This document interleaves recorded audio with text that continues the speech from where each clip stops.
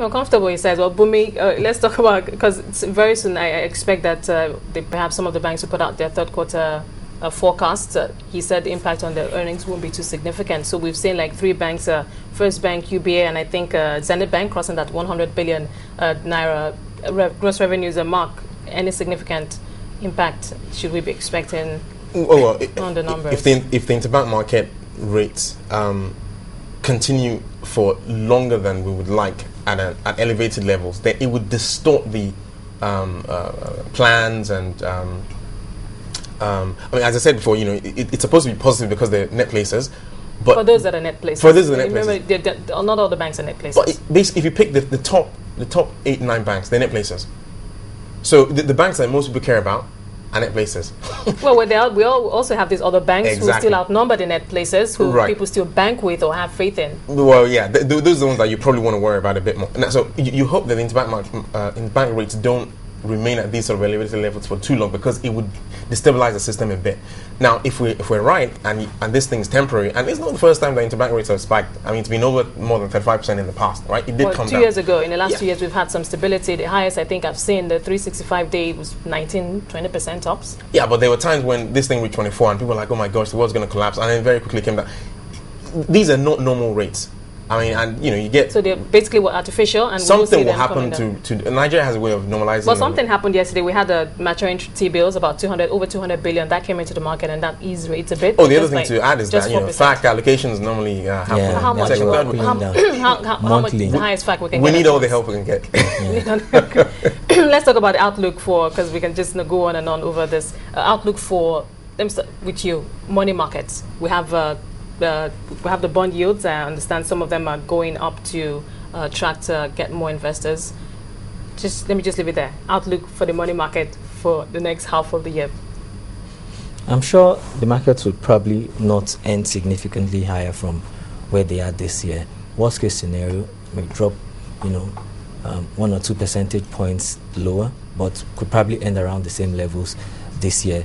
Central banks, DMO's auctions for next week, looking at 15-16%. So basically, at the end of the year, things may just end the same. Okay, would we see more aggressive liquidity mop-up, especially at the OMO arm by the CBN?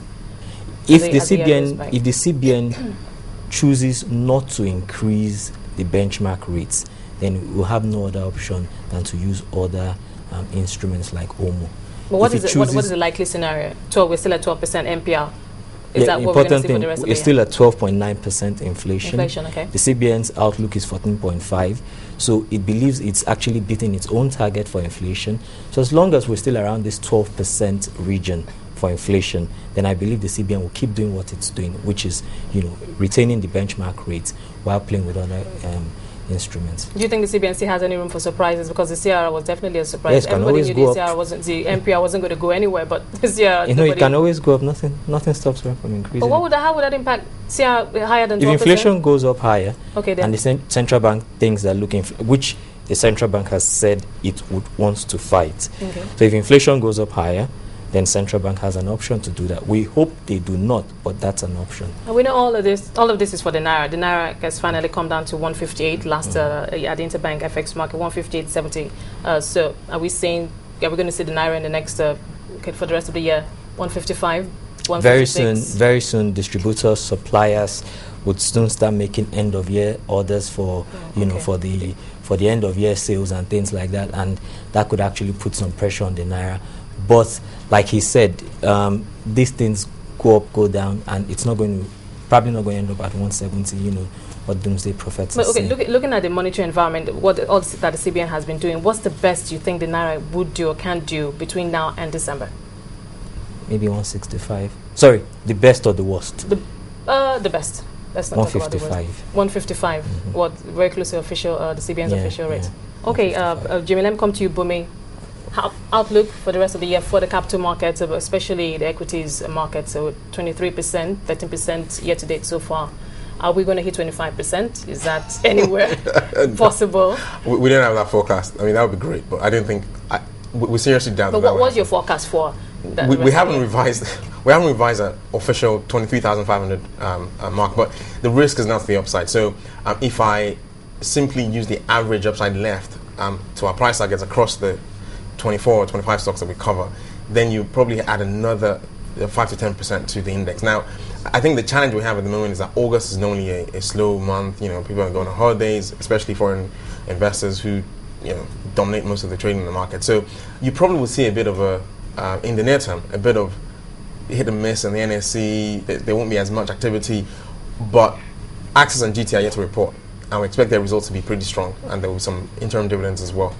So that could give a bit more life to the index. So I think it's possible that we'll see at least 5% increase between now and the end of the year, at least. Okay, let's put that to the numbers. 23, we're 23%. Is that 24%? You've ruled out 25%, 25 points rather.